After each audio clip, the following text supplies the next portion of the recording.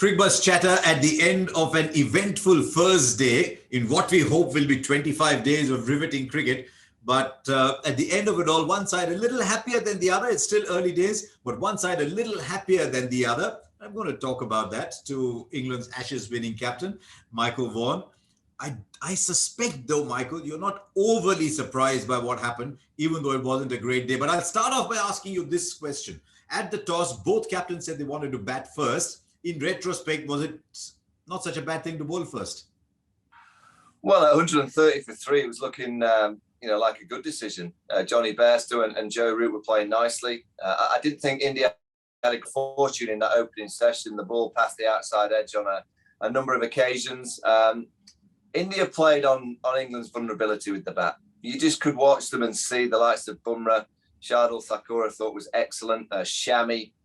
You could just see Siraj just playing on the fact that they knew if they got one wicket, there was always going to be a chance of a second, a third and a fourth to follow.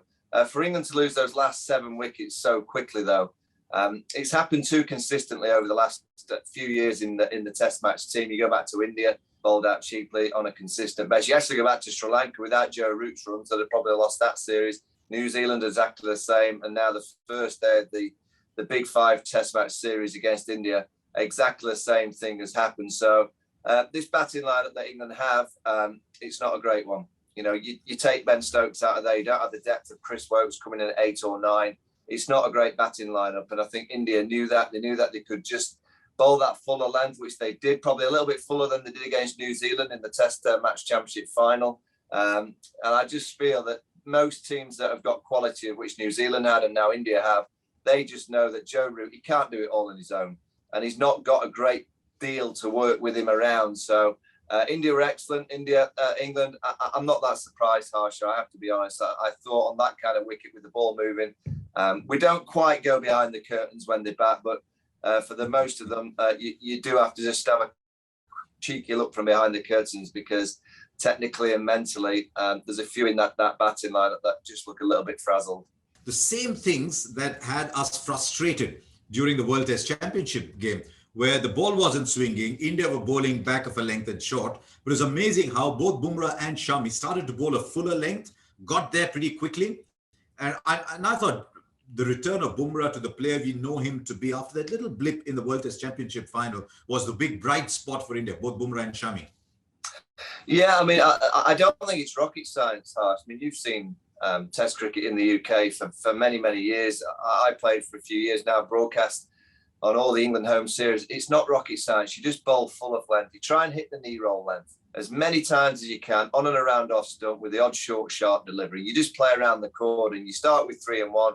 If they play well, you take the third slip out, you go to 2 and 1. If they play incredibly well, you start getting funky with the fields. So it's not rocket science, the cricket that you need to do to be successful here. Virat and his team, they've got the bowling attack and 4 seamers. I'm delighted that they went with Jadeja because I was going to be protesting outside the ground if India didn't pick Jadeja. It was a big, big call not playing Ashwin. You have to say that Ashwin not being selected with a big call. It looks like it's the right call on what we've seen today.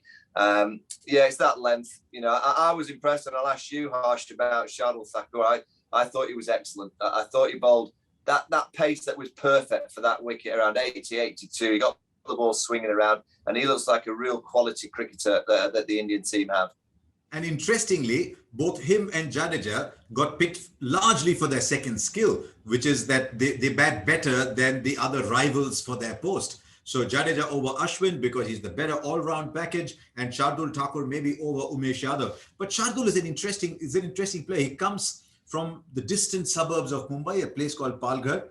And if you want to come from there and play cricket in Mumbai, it's a very, very hard life. He's had a really tough life to be able to come and play in Mumbai, traveling an hour and a half up by train and back every day. But he's the kind of player you take for granted and you say, it's only Shardul Thakur. And yet he made his Test debut. It was a forgettable Test debut because he injured himself very early. But he got picked. He went to Australia and got a 60-odd, fighting 60-odd. But what people didn't always remember was he got 7 wickets in that one Test match that he played in Australia. And now he's come here behind these two, and he's got the ball to swing. But he produced a wicket, didn't he? The wicket of Joe Root, that to me was the big moment of the day, apart from the Bairstow wicket.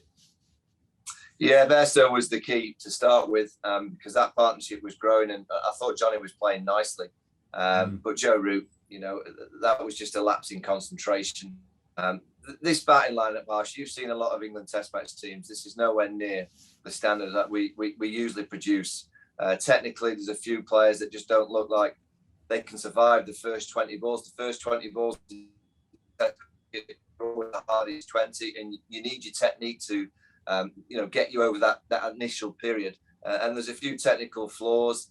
I just worry about the mental baggage now in this dressing room, that they've been bowled out cheaply consistently for a long time. There's been collapses going back to Sri Lanka, to India, to New Zealand, and now on day one.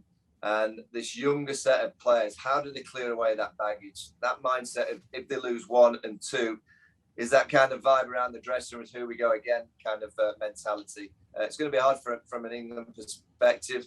India, as we've spoken pre-game, they have to grab this opportunity. It's a golden chance for India to win in the UK. I know they've won here a couple of times in our lifetime and played good cricket. They beat my team back in 2007, played exceptional cricket, actually started the Test series at Trent Bridge with a similar kind of performance. They bowled us out for 198 and went on to win that game, won the series.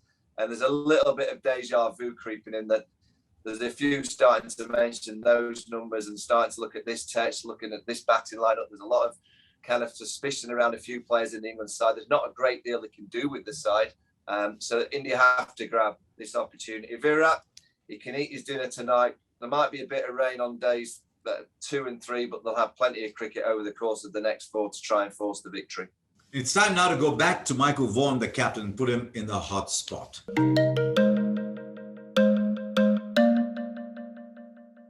Michael, my question for you is, you are now back captain of England. You're Joe Root, and you've got to tell yourself, right, the first day of a series hasn't started well. What are you telling your team in the change room tonight?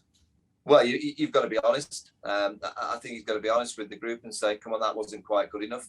I think he's got to be careful with a few of the younger players, because I think the confidence is so low that you don't want to be hammering them too much. Ultimately, there's still a lot of cricket to be played in the Test. He'll know that his bowlers will need to get him out of trouble. So he'll be trying to big up his bowlers, say, please, can you just get us out of a tricky position?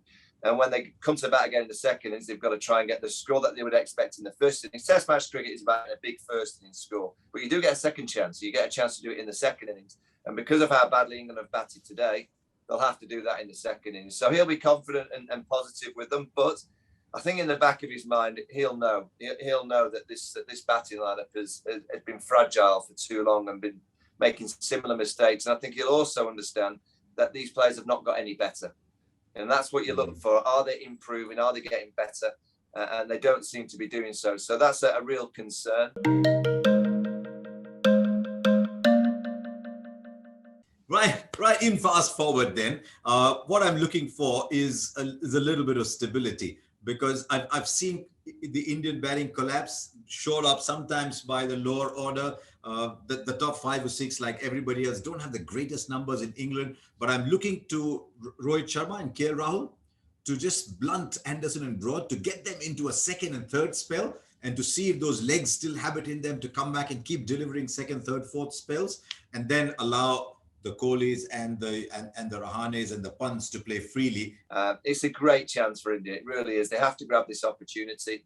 KL Rahul is an intriguing player. I think he's a wonderful player to watch. And he started nicely this evening. You must be looking forward to seeing him back tomorrow, yes. Harsha. He looked like he was in nice control. And I'd like to see how happy he is in life. Sometimes when you're happy in life, that translates into confidence on the field. He's in a very good relationship. I know I'm not saying from a gossipy point of view, but from where he is in life, he's got his partner with him at the moment. I just think all these things make you feel good. And if he can say, you know what, this was my spot. I lost my spot to my best friend, Mayank Agarwal. Then I lost my spot to Prithvi Shaw. His last 19 innings, he was averaging 20, but a peculiar set of circumstances has thrown him the opportunity again. I just wonder if he's sitting in his room and thinking maybe it's meant to be. The really impressive thing for me, even though they only got 20 odd runs, is they didn't go chasing those full balls. If you throw your hands at balls in the UK when the ball's moving, you're not going to last long. The gate gets open, the outside edge gets found. You've just got to play as late as you possibly can, as those two did.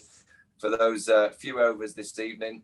Okay, so there you go. We're in conversation on Cricbuzz Chatter with Michael Vaughan. 183 is an auspicious number for India. Remember, 183 was what West Indies made in that final, but we're not really too much into that at the moment. Let's await day 2, and of course, Michael will be with us day 2, day 3, day 4, and all the remaining Test matches. And we're looking forward to a really good one. Thank you very much, Michael.